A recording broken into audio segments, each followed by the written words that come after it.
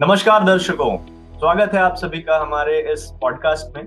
जैसे अक्षय तृतीया का पावन पर्व के दिन पे हमने ये पॉडकास्ट रखा है और हमारे साथ टाटा एएमसी के fund manager mister Tapan Patel जुड़े हैं। और धन्यवाद तपन हमसे जुड़ने के लिए। और आज अक्षय तृतीया बहुत ही एक सिग्निफिकेंट डे रहता है, क्योंकि एक मे बी आपका और मेरा एक माइंडसेट है तो जो बचपन से हमने सुनते आए हैं। हमारे parents, grand parents Akshaya Tritiya के दिन कुछ ना कुछ एज अ टोकन जो बाई करते थे। और तो उसका सिग्निफिकेंस एटलीस्ट मुझे पता है। अक्षय का मतलब ये होता है जिसका नाश ना हो सके, जिसकी क्षय ना हो सके। तो उस पर्टिकुलर डे में जो मान्यता है, जो मेरे पेरेंट्स ने मुझे बताया था कि कुछ गोल्ड या कुछ ऐसा सिग्निफिकेंट चीज खरीदो और उससे क्या होता है, आपका तरक्की होगा, आपको कुछ वो सब नाश नहीं होगा। तो it's a very positive thing. And और ये एक ऐसा दिन है जिसमें सभी कोई कुछ ना कुछ अपने हिसाब से इन्वेस्टमेंट भी करते हैं या कुछ मेटल का कुछ खरीदते हैं। It's a very auspicious day पर से। तो तपन, आज इसको लेकर के और गोल्ड अभी का जो माहौल चल रहा है, टचिंग 1 लाख फॉर 10 ग्राम्स, ऐसे कॉन्टेक्स्ट में लोगों को हम क्या सलाह देना चाहिए, हमें क्या सलाह देना चाहिए, कैसे इन्वेस्ट करें, क्या वो इन्वेस्टमेंट पोर्टफोलियो का पार्ट बनाए या नहीं बनाए। जेन जीज एंड मिलेनियल्स, हो सकता है वो गोल्ड उनके ध्यान में, रडार में आया ही नहीं। May be cryptos, may be dream 11 और इस तरह के गेमिंग वगैरह में है। तो उनके लिए क्या is it relevant? One should be considering gold as an investment avenue, strategic allocation towards their portfolio. इन सब के लिए आपसे आज हम लोग आपका पूरा एक्सपीरियंस का एक निचोड़ निकालने की कोशिश करेंगे ताकि हमारे दर्शकों को लाभ मिल सके। तो फिर से धन्यवाद Tapan for joining with us. Thank you Sudhir and welcome everyone. आज अक्षय तृतीया के पर्व पे हम आज डिस्कशन कर रहे हैं कि गोल्ड में निवेश करना चाहिए नहीं करना चाहिए। और जैसा सुधीर ने बताया कि भारत में सदियों से जनरेशन टू जनरेशन गोल्ड में निवेश चला रहा है। एक बोलते हैं ना, कल्चरल एसोसिएशन हमारा बना हुआ है, एक सांस्कृतिक जो धरना जो है वो हम लेके चल रहे हैं। क्योंकि अक्षय तृतीया जो तिथि है वो काफी पवित्र माना जाता है। कोई भी नई शुरुआत करनी हो तो इस दिन पे लोग करते हैं। कोई प्रॉपर्टी लेनी हो या फिर कोई नया इन्वेस्टमेंट करना हो तो इसकी शुरुआत करते हैं। और गोल्ड और सिल्वर बाय क्यों करते हैं? बिकॉज एक प्रॉस्पेरिटी, लक्ष्मी जी का रूप माना जाता है। तो इसीलिए सोने या चांदी में निवेश करके ये शुरुआत की जाती है। किसान लोग जो है वो खेती की शुरुआत अक्षय तृतीया पे करते हैं, जो जमीन है उनकी पूजा करके। और ये तो सारा जो पर्व है, ये तिथि है जो काफी ऑस्पिशियस है इंडिया में और लोग सालों से इसको मना रहे हैं। तो इसी के कारण इस दिन पे गोल्ड में या चांदी में निवेश करना काफी शुभ माना जाता है कि लॉन्गर टर्म में आपको आपके घर में प्रॉस्पेरिटी बनी रहे और शांति बनी रहे। ठीक है, तो इसी के बारे में जैसे सुधीर बताया कि हम आज बात करेंगे। क्योंकि गोल्ड जो है वो काफी रैली कर चुका है। 1 लाख रुपया स्पॉट में हमको देखने को मिला है। और काफी इन्वेस्टर्स जो है रिटेल में या फिर जो निवेशक है जो गोल्ड लेना चाहते हैं या फिर जिनके पास गोल्ड है, उनको काफी कंफ्यूजन है कि क्या करें, बने रहे निवेश में या फिर एग्जिट कर दे या फिर और ऐड करें। ठीक है, तो बात करते हैं कि क्या ट्रेंड है आज का, कहाँ गोल्ड प्राइसेस चल रहे हैं। तो हमें लग रहा है कि गोल्ड अभी से लेके अगले 4-5 साल तक अभी भी फेवरेट रह सकता है एसेट क्लास। ठीक है, एक स्ट्रेटेजिक एसेट एलोकेशन की तरफ से भी आप देख सकते हैं। नो डाउट टैरिफ वॉर चल रहा है, एक पीक टैरिफ यहाँ पे आ गया है। तो माइनर करेक्शन आप प्राइस में देख सकते हैं। तो जो भी निवेशक गोल्ड में निवेश करना चाहते हैं तो स्टैगर वे में कोई भी करेक्शन 2-3% के करेक्शन पे आप थोड़ा थोड़ा ऐड कर सकते हैं गोल्ड में। और जो लोग ऑलरेडी इन्वेस्ट किए हुए हैं वो अपने पोजीशन बनाए रख सकते हैं, क्योंकि लॉन्गर टर्म में अभी भी हमको लग रहा है कि गोल्ड अच्छे रिटर्न्स दे सकता है। जी तपन, धन्यवाद ये कॉन्टेक्स्ट रखने के लिए। बट अपने दर्शकों को कुछ एक नंबर्स मैं जस्ट नोट कर रहा था and I was also surprised. और हर एक 5-5 साल का भी 2025 में है, तो स्टार्टिंग फ्रॉम 2005 का ही मैंने लिया and 20 years is good enough a time to get a sense कि गोल्ड का जो प्राइस मूवमेंट रहा है और जो रिटर्न्स अगर किसी ने परचेज किया रहता तो it has been quite decent. So 2005 में पर 10 ग्राम्स गोल्ड की कीमत थी 7,000 रुपए के आसपास। 2010 में 18,600। और ये मैं अक्षय तृतीया के डेट्स की बात कर रहा हूँ स्पेसिफिकली। कुछ एक रुपए इधर उधर हो सकते हैं। 2015 में 27,000, 2022 की अगर मैं तारीख पिछले 2-3 साल की बात करता हूँ, 2022 में इट वाज 47,200, 2023 में 60,800, 2024 में 73,000 और करंट कॉन्टेक्स्ट में तो हम अप्रोक्सीमेटली 1 लाख रुपीस पे हैं। तो from 7,000 to 1 lakh, so close to 14 times का जो रिटर्न है, I believe it's at par if not better if we compare it with any other asset class. In fact, there was a study done और पिछले 10 साल का return बारिंग अभी पिछला कुछ टाइम से तो हमारा 10-15 दिनों में काफी अच्छा इंप्रूवमेंट हुआ है स्टॉक मार्केट्स का, but barring all these few days gold का return has been much better compared to equity investments as well.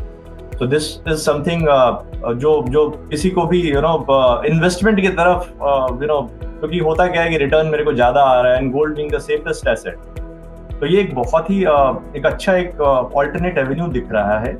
तो ये मैं अपने दर्शकों को जस्ट बताना चाह रहा था कि इसको बस एक इन्वेस्टमेंट एक टोकन की तरह ना लेकर के कि मैंने ज्वेलरी खरीद लिया या कुछ, एज अ स्ट्रैटेजिक इन्वेस्टमेंट भी इसको किया जा सकता है। और इसी को अपने को इस चर्चा को आगे बढ़ाते हैं तपन।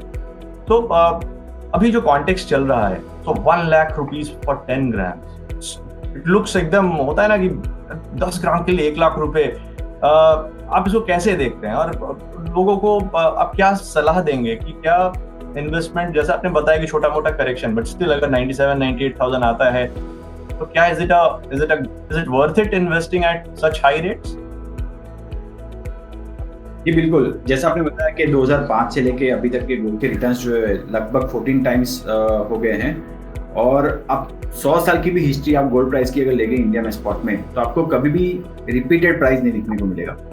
ठीक है, क्योंकि एक रीजन है, गोल्ड हमारे यहाँ इंपोर्ट होता है, हम खुद प्रोड्यूस नहीं करते, तो इंपोर्टिंग कमोडिटीज हमेशा उसका जो वैल्यू है बढ़ता रहेगा क्योंकि करेंसी इम्पैक्ट रहता है।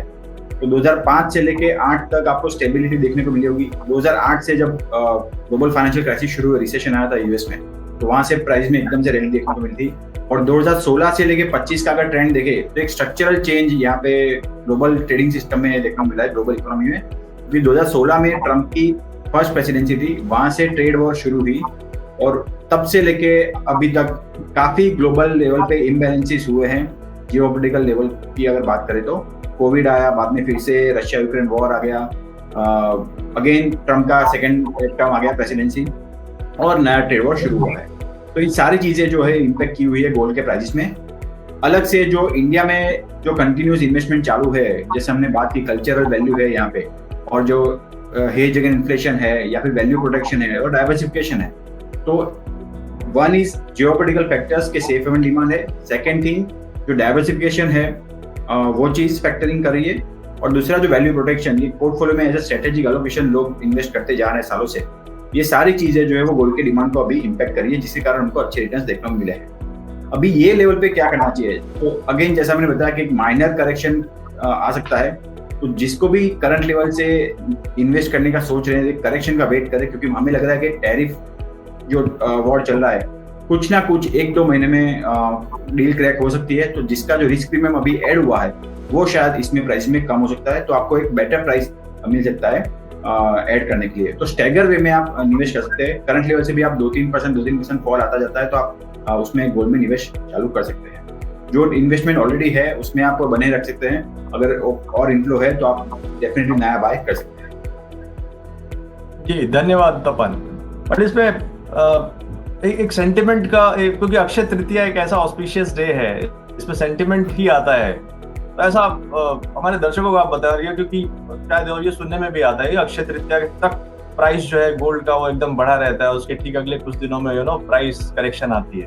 तो क्या ये सही है, या as a token of investment लेकर के वी शुड वेट, हमारे दर्शक कुछ दिन वेट करें और उसके बाद कुछ परचेज करने का अगर है तो वो उस पर ध्यान दें?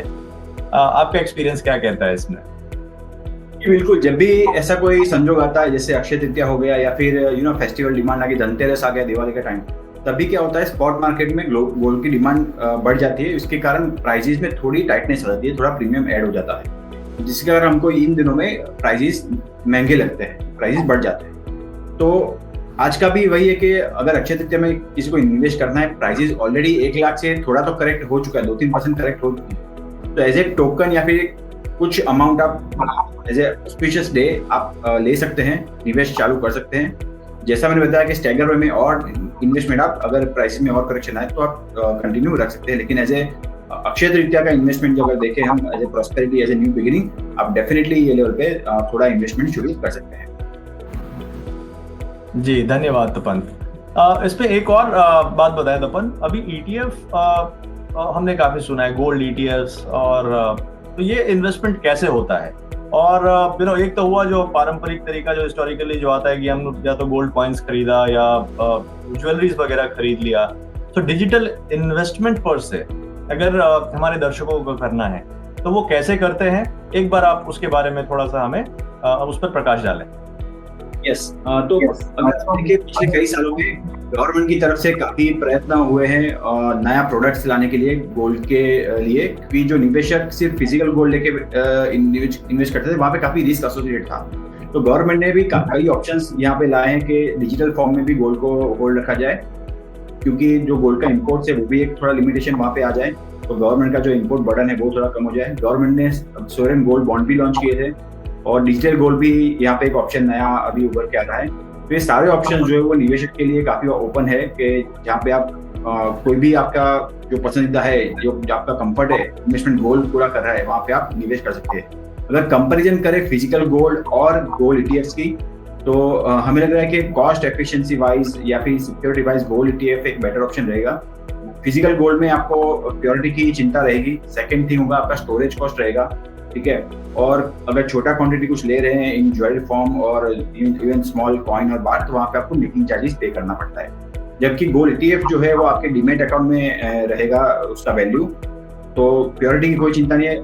It's all covered under SEBI regulation, जहाँ पे 995 एंड अबव का प्योरिटी का गोल्ड का वैल्यू आपके अकाउंट्स में आता है, जहाँ पे आपको स्टोरेज की कोई चिंता नहीं है, थेफ्ट का कोई रिस्क नहीं है, और जो वैल्यू है वो प्रोटेक्ट काफी रहती है।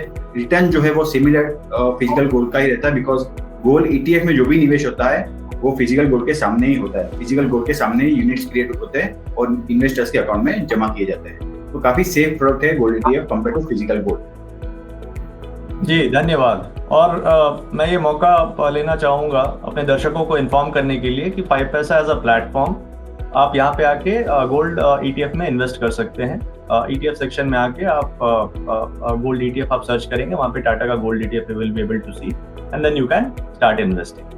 So this is one thing. So आपने बिल्कुल अच्छी बात बताई तपन कि so gold as an investment it does not only mean कि मैं फिजिकल ही खरीदूं. So there is a clear cut way कि मैं डिजिटल गोल्ड भी खरीद सकता हूँ with so many other benefits. So thank you for this. So Tapan, for Gen Zs and millennials, what would be your suggestion and advice? क्योंकि मुझे personally अभी ऐसा लगता है और जो मेरा इंटरेक्शन रहता है यंग जनरेशन के 18-20 साल वालों के लिए, तो गोल्ड उनके दिमाग में है ही नहीं। वो गेमिंग और ये सब क्रिप्टो वगैरह के बारे में दे रहे हैं, बट गोल्ड और ये सब इन्वेस्टमेंट जो ट्रेडिशनल ये है, तो उनका थोड़ा सा उधर इंटरेस्ट शायद नहीं बना हो। तो उसके लिए आपका क्या व्यू है और आप कुछ सजेशन देना चाहेंगे हमारे जेनजीज एंड मिलेनियल्स को? ये बिल्कुल जो फर्क देखा है between Gen Zs investment method and जो मिलेनियल्स और बिफोर दैट जनरेशन जो था उनका, तो डेफिनेटली काफी बिग डिफरेंस है। अगर ओवरऑल मार्केट साइकिल की बात करें 2008 के बाद जो यंग इन्वेस्टर्स हैं उन्होंने कभी भी मार्केट डाउन ट्रेंड उतना बड़ा नहीं देखा, तो फिर उनको क्या होगा कि डाइवर्सिफिकेशन क्या होता है या फिर गोल्ड का जो as a strategic asset allocation जो इम्पोर्टेंस है वो अभी तक मालूम नहीं होगा, ठीक है। सेकेंड चीज कि जो कल्चरल इम्पोर्टेंस है गोल्ड का, जो हम देखते आए या फिर हमारे जो बड़े जो है वो करते आए सालों से, वो कनेक्ट यहाँ पे छूटता नजर आ रहा है। तो जैसा आपने बताया सही है कि जेनजी वो कल्चरल जो एसोसिएशन है गोल्ड में निवेश का, जैसे अक्षय तृतीया हो गया या फिर कोई फेस्टिवल के तरफ बाइंग हो गया, वो यहाँ पे छूटता जा रहा है, because they are more incline to cryptos and other precious metal like platinum और बाकी सब चीजें, ठीक है। लेकिन जैसे जैसे आज का जैसा सिनेरियो इकोनॉमी डाउन ट्रेंड होता है या फिर ग्लोबल लेवल पे इम्बैलेंस होता है, तो वहाँ पे उनको एक एसेट डाइवर्सिफिकेशन की यहाँ पे जरूरत नजर आएगी। एक पोर्टफोलियो में प्रोटेक्शन वैल्यू जो है वो रखने के लिए गोल्ड एक स्ट्रेटेजिक एलोकेशन भी उनको नजर आएगा। तो मुझे लग रहा है कि ये जो कारण है, ये करंट फैक्टर्स जो है वो उनको मोटिवेट करेगी गोल्ड में इन्वेस्ट करने के लिए, क्योंकि as a protection of the portfolio gold एक नेसेसिटी है, एसेट डाइवर्सिफिकेशन एक नेसेसिटी है, और जो सेफ हेवन डिमांड है उसके कारण भी गोल्ड में वो निवेश कर सकते हैं। तो मुझे लग रहा है कि apart from cultural aspect, as a strategic asset allocation gold में निवेश जेनजीज आगे जाके कर सकते हैं। जी तपन, और इस पे मैं जो हमने बात करी थी कि 2005 में 7,000 पर 10 ग्राम्स था। सो एक तो होता है एज अ हेज, कि अगर मार्केट और अदर रिटर्न्स मेरे कुछ नीचे गए तो कुछ उसको कंपेंसेट करने के लिए, पोर्टफोलियो को स्टेबिलिटी देने के लिए गोल्ड का यूज मोस्टली उस तरह से होता था। बट जिस तरह का रिटर्न्स गोल्ड दे रहा है, आई थिंक आप क्या सजेस्ट करेंगे थोड़ा सा एलोकेशन ऑफ गोल्ड, और what should be the percentage, ideal percentage for a new investor जब वो अपना पोर्टफोलियो बिल्ड करना स्टार्ट कर रहे हैं, उसमें क्या एक परसेंटेज, कितना परसेंटेज होना चाहिए जो गोल्ड में इन्वेस्टमेंट करे compare to other asset classes? और जो बड़े मे बी 35-40 इयर्स के एज के जो वेटरन्स हैं, who have been in the market for maybe 10 years plus, उन लोगों के लिए कितना परसेंटेज एलोकेशन वगैरह होना चाहिए? So if you can throw some light so that ये एक कॉन्टेक्स्ट जस्ट मैं सेट करना चाहता हूँ, एक न्यू जनरेशन के लिए भी ये रेलेवेंट है, और उसमें कितना वो एक परसेंटेज एलोकेशन गोल्ड की तरफ डाल सके। जी बिल्कुल। अगर हम देखें कि एलोकेशन टू गोल्ड पोर्टफोलियो में कितना होना चाहिए, तो अगर 4-5 साल पहले की बात करें तो जनरली 5 to 8% लोग रेकमेंड करते हैं कि उतना पोर्टफोलियो में आपका गोल्ड होना चाहिए। बट पिछले 5-6 साल का सिनेरियो हम देखें ग्लोबल लेवल पे, जो इम्बैलेंसेस क्रिएट हुए हैं, आफ्टर कोविड हो गया, मार्केट अनसर्टेनिटी आई थी, बाद में war like situations, plus now tariff war, ठीक है। तो ये सारी चीजें जो है वो एक स्ट्रक्चरल शिफ्ट यहाँ पे आ रही है, बिकॉज आगे जाके हमें लग रहा है कि करेंसी वॉर्स हो गया या फिर प्रॉक्सी वॉर्स हो गया, ये सारी चीजें ग्लोबल लेवल पे चलती रहेगी, जिसके कारण जियोपॉलिटिकल रिस्क प्रीमियम जो हम बोलते हैं वो एडेड रहेगा मार्केट्स में, तो जिसका बेनिफिट हमको लग रहा है कि गोल्ड को मिलता रहेगा। तो इसके कारण अगर हम देखें कि करंट लेवल से भी किसी को एलोकेशन करना है गोल्ड में, तो let's say at least 10 to 15% allocation gold में रखना चाहिए, क्योंकि हमें लग रहा है कि एक स्ट्रक्चरल शिफ्ट यहाँ पे हो रहा है, सेंट्रल बैंक्स की तरफ से भी बाइंग बढ़ रहा है, ठीक है। डॉलर के मुकाबले वैल्यू प्रोटेक्ट कर रहे हैं गोल्ड को, गोल्ड में एलोकेशन बढ़ा के सेंट्रल बैंक्स। तो ये सारी चीजें जो है वो गोल्ड में आगे जाके ट्रेंड अच्छा हो सकता है, जिस कारण गोल्ड में निवेश जो है वो बढ़ा देना चाहिए। Allocation should be around 10 to 15% के बीच में रखना चाहिए। जी Tapan, thanks for bringing this perspective. इसमें और एक जो अभी थोड़ा सा माहौल वर्ल्ड लेवल पे, इकोनॉमीज थोड़े से अभी टर्बुलेंट टाइम से गुजर रहे हैं, मल्टीपल हेडविंड्स लग रहा है, क्लैरिटी नहीं है। ट्रम्प साहब वो क्या करेंगे अभी तक वो क्लैरिटी आ नहीं पाई है। Trade Wars sort of it has started, उस पर भी क्लैरिटी नहीं है। और दूसरा, in the context of maybe multiple wars being already fought, plus India-Pakistan tensions also now boiling. इस context में आपको क्या लगता है कि gold as an investment and as a hedge to portfolio क्या सभी को consider करना चाहिए? What should be an investment advice per se, keeping in mind the current turbulent times we are in? तो अगर ट्रेंड देखें पर्सपेक्टिव आगे के फ्यूचर में, तो 3 Ds पे टिका हुआ है। 3 Ds मतलब फर्स्ट डी इज डिटेरियोरेशन, जो है जो चल रहा है कि ग्लोबल ग्रोथ में जो डिटेरियोरेशन अभी कंटिन्यू है, उसका कारण सेफ हेवन में बाइंग ज्यादा हो रहा है कंपेयर टू रिस्की एसेट्स, तो जिसका बेनिफिट गोल्ड में मिल रहा है। सेकेंड इज डाइवर्सिफिकेशन, के जो डॉलर से हटके एक रिजर्व करेंसी की तरफ गोल्ड में एलोकेशन बढ़ाना चाह रहे हैं, या फिर जो डीडोलराइजेशन का ट्रेंड हम पिछले 2-3 साल से सुन रहे हैं, तो ग्लोबल लेवल में सेंट्रल बैंक्स भी अपना जो एलोकेशन जो है वो डॉलर से हटा के गोल्ड में बढ़ा रहे to prevent themselves from any currency fluctuations, large currency fluctuations. तीसरा जो है डिबेसमेंट, जो खास करके यूएस और चाइना में हो रहा है कि जो डॉलर की वैल्यू है वो नीचे लाई जा रही है, जिसका बेनिफिट यहाँ पे गोल्ड को मिल रहा है, ठीक है। क्योंकि यूएस के अंदरूनी प्रॉब्लम से उनका पब्लिक डेट जो है वो बढ़ा हुआ है, उनके पास ग्रोथ कंसर्न है, इन्फ्लेशन कंसर्न है, ठीक है। तो उसके कारण जो है डॉलर का वैल्यू जो है वो नीचे आ रहा है, उसका बेनिफिट गोल्ड को मिल रहा है। तो ये 3 चीजें जो है वो काफी हद तक आने वाले ट्रेंड में, आने वाले फ्यूचर में गोल्ड को सपोर्ट कर सकती है। और जैसा आपने भी बताया और मैंने भी पहले बताया था कि पिछले 4-5 साल में जियोपॉलिटिकल फैक्टर्स जो इंक्रीज हुए हैं, ठीक है, उसके कारण भी गोल्ड में जो रिस्क प्रीमियम जो है बना रहेगा। अगर 2016 से लेके 2025 का अगर हम ट्रेंड देखें तो आफ्टर फाइनेंशियल क्राइसिस 2011 के बाद जो करेक्शन आया गोल्ड में, 2016 से लेके टैरिफ वॉर 1 अगर हम गिने तो वहां से लेके गोल्ड का रैली शुरू हुआ था। उसके बाद कोविड आया, कोविड के बाद Russia Ukraine war, Israel Gaza issue, तो ये मिडल ईस्ट और जो यूरोपियन में जो रीजन में ट्रेड इम्बैलेंसेस हुए थे या फिर ट्रेड टेंशंस हुए थे, उसके कारण भी गोल्ड को सेफ हेवन बाइंग मिली थी। उसके बाद आया ट्रम्प का सेकंड प्रेसिडेंसी टर्म, तो वहां पे टैरिफ वॉर आना शुरू हो गया है, तो जिसका भी बेनिफिट अभी गोल्ड को मिल रहा है। तो आगे जाके ये सारी इम्बैलेंसेस जो है वो कंटिन्यू रहेगी, तो उसके कारण गोल्ड जो है वो एज ए स्ट्रेटेजिक एसेट जो है वो उभर कर ऊपर आ सकते हैं। Thanks Tapan for bringing this clarity. So दर्शकों से यही अनुरोध रहेगा कि हाई लेवल पे जरूर आया है, बट जैसा हमने देखा 2005 से या उसके पहले से भी गोल्ड और इतने सारे हेडविंड्स आए, इतने सारे इवेंट्स हुए, इतने सारे मेजर कैलामिटीज भी आए, बट स्टिल अगर आप देखें और जब भी इस तरह का अनसर्टेन माहौल रहता है, so gold is out performance gold का ऐसे में और शाइन करता है। सो डेफिनेटली और गिवन द करंट कॉन्टेक्स्ट, और जैसा तपन ने हमें बताया अभी, I think one should definitely stay invested. अगर आपने स्टार्ट नहीं किया है, at least start allocating a portion of your investment towards gold investment as well. और अक्षय तृतीया का जी बताएं। मैं कहना चाहूंगा कि जो हमने बात की कि पिछले 5-6 साल में गोल्ड का एलोकेशन जो है वो सेफ एंड बाइंग की तरफ से बढ़ चुका है, तो वर्ल्ड गोल्ड काउंसिल का एक रिपोर्ट है जिसमें दर्शाया गया है कि गोल्ड एवरी $500 का जो अपसाइड है उसको क्रॉस करने में एवरेज जो डेज थे पहले वो था 1700 समथिंग डेज थे लगते थे।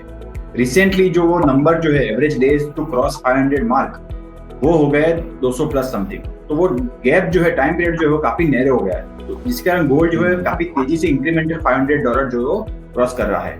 तो यही सारे फैक्टर्स जो है वो ये प्राइस को जो अपसाइड के लिए पुश कर रहे हैं, और हमें लग रहा है कि आगे जाके भी गोल्ड जो है फर्म ट्रेडिंग में रेंज में रह सकता है। जी डेफिनेटली। तो हमने अभी तक बात किया कि yes, gold should be considered and definitely one should allocate a part of their investment corpus towards investing in gold, और उसमें भी गोल्ड ETFs हैं। इसी को अपनी बात को आगे बढ़ाते हुए, सो टाटा AMC, इसमें गोल्ड ETFs या इस तरह के और कौन कौन से इन्वेस्टमेंट एवेन्यूज हैं, आप उस पर कुछ प्रकाश डालें हमारे दर्शकों के बेनिफिट के लिए। बिल्कुल, टाटा AMC ने पिछले साल ही हमने जनवरी में गोल्ड ETF और सिल्वर ETFs लॉन्च किए थे, और काफी राइट टाइम पे ये प्रोडक्ट्स लॉन्च हुए थे। काफी सही मौका, क्योंकि गोल्ड एक वर्जिंग पॉइंट पे था कि जहाँ पे रैली शुरू हो सकती थी, और हमने ये प्रोडक्ट लॉन्च किया था।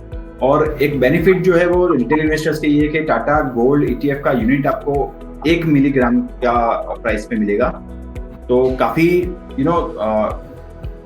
कंपेयर टू अदर पीएस आपको एक सस्ता या फिर इनोवेशन जो है वो काफी चीपर है कंपेयर टू अदर्स।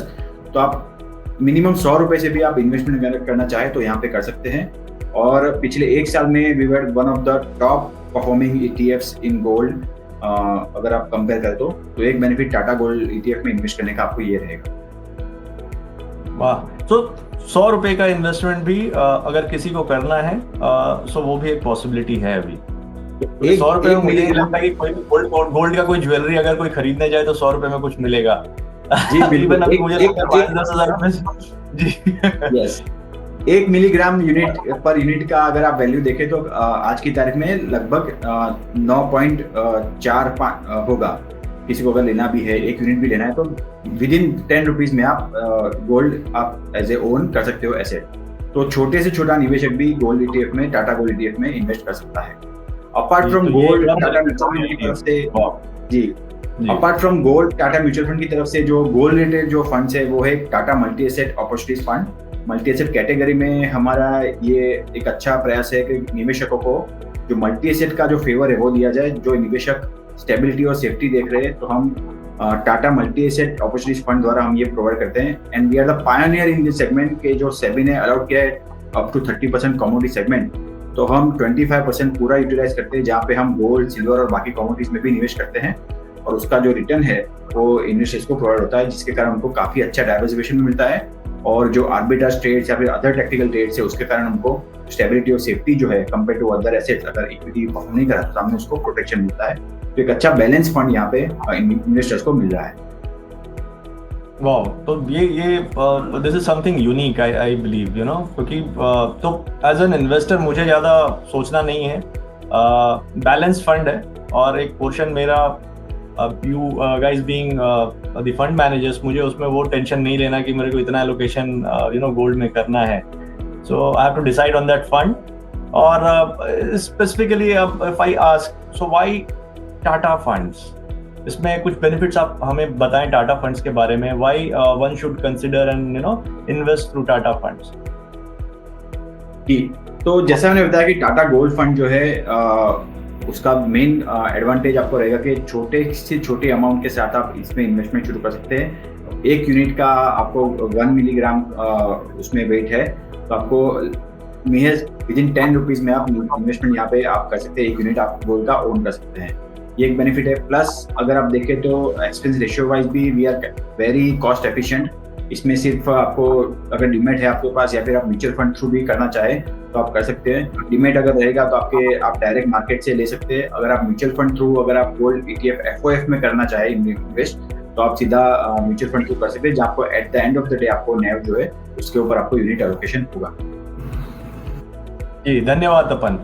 तो बहुत ही ज्ञानवर्धक सेशन रहा है ये, एंड आई बिलीव हमारे जो जनरेशन Z, अभी तो I think alpha and x ये लोग भी आ गए हैं, सो पे मुझे पर्सनली ये लगता है कि इनको थोड़ा सा नॉलेज इम्पार्ट करने की ज़रूरत है राइट फ्रॉम स्कूल, अभी क्योंकि बहुत फाइनेंशियल इंक्लूजन और ये सब की तो बात करते हैं, but I think right from the very beginning बच्चों को भी यू नो इन्वेस्टमेंट पर से अगर समझाया जाएगी कि कौन कौन से एसेट क्लासेस होते हैं, not asset classes but investment कैसे किया जाए, और गोल्ड का फोकस क्योंकि बच्चों को भी दिमाग में रहना चाहिए। But thank you so much for being with अस, हमने बहुत कुछ सीखा अभी। सो गोल्ड डरना नहीं है, 1 लाख आ चुका है और ये यहाँ से बढ़ने की और पॉसिबिलिटी है और डेफिनेटली बढ़ेगा given the historical performance of gold. और एक बहुत अच्छी और बहुत ही रेलिवेंट, और किसी भी निवेशक के लिए, छोटे से छोटा भी निवेशक हो, वो 100 रुपए से इन्वेस्टमेंट चालू कर सकता है through gold ETFs। Global uncertain times है, बट इसमें gold outshines other investment classes. तो मोटा मोटा ये रेलिवेंट है for each and every sector and each and every type of investor, जिनको अपने पोर्टफोलियो में gold as an investment definitely रखना चाहिए। तो thank you so much Tapan for being with us. Thank you Sudhi, and thank you everyone for being us. और अपने viewers को अक्षय तृतीया की बहुत बहुत शुभकामनाएं। हमारी आशा है कि आपका इन्वेस्टमेंट फले फूले और उसका क्षय ना हो, हमेशा ग्रोथ हो। इसी कामना के साथ आपसे विदा लेते हैं। Thank you so much.